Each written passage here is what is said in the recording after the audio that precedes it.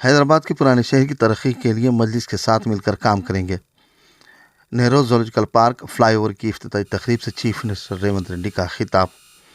Chief minister Revanth Reddy نے حیدرآباد کے پرانے شہر کی ترقی کے لیے مجلس کے ساتھ مل کر کام کرنے کا اعلان کیا ہے۔ چیف منسٹر نے بیرسٹر اسد الدین اویسی، صدر کل ہند مجلس اتحاد المسلمین و رکن پارلیمنٹ حیدرآباد اور قائد مجلس مقننہ پارٹی اکبر الدین اویسی کے علاوہ مجلسی ارکان مقننہ کے ساتھ مل کر پیر کی شام پرانے شہر کے بہادرپورہ میں آرام گھر تا Nehru zoological park fly over کا رسمی طور پر افتتاح انجام دیا۔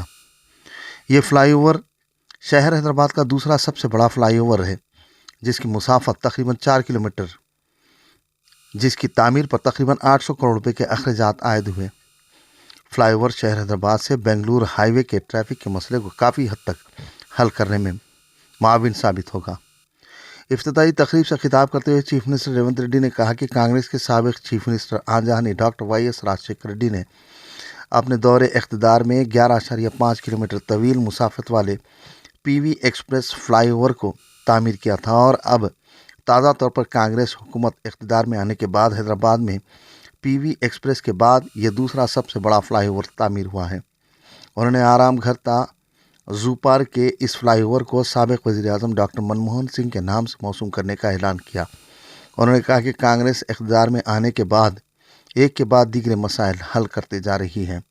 گزشتہ 1 سال کے دوران شہر حیدرآباد کی ترقی کے ساتھ ساتھ تلنگانہ کی ترقی، سڑکوں کی توسیع، میٹرو کی تعمیر اور روزگار کے مواقع فراہم کیے جا رہے ہیں۔ انہوں نے کہا کہ شہر حیدرآباد کی ترقی کے ایک حصے کے طور پر میٹرو ٹرین کو وسعت دینے کی شدید ضرورت ہے، جس کے پیش نظر پرانے شہر کے کئی علاقوں سے میٹرو ٹرین کے کاموں کو شروع کیا گیا ہے۔ انہوں نے کہا کہ موسیٰ ندی کی صفائی اور اسے عصری حالت میں لانے کی بھی ضرورت ہے، یہ کام بھی شروع کیا جائے گا۔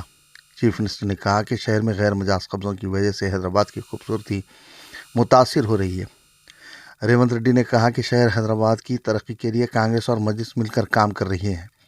انہوں نے واضح کیا کہ انتخابات کے وقت ہی سیاست ہوتی ہے۔ اپنے خطاب میں چیف منسٹر نے سابق صدر مجلس و سینئر پارلیمنٹرین سالار ملت الحاج سلطان صلاح الدین اویسی کی عوامی خدمات کو خراج پیش کرتے ہوئے کہا کہ ان کے 2 فرزندان اویسی برادران بھی اپنے والد کے نقش قدم پر چلتے ہوئے شہر حیدرآباد بالخصوص پرانے شہر کی ترقی کے لیے کام کر رہے ہیں، جو قابل ستائش ہے۔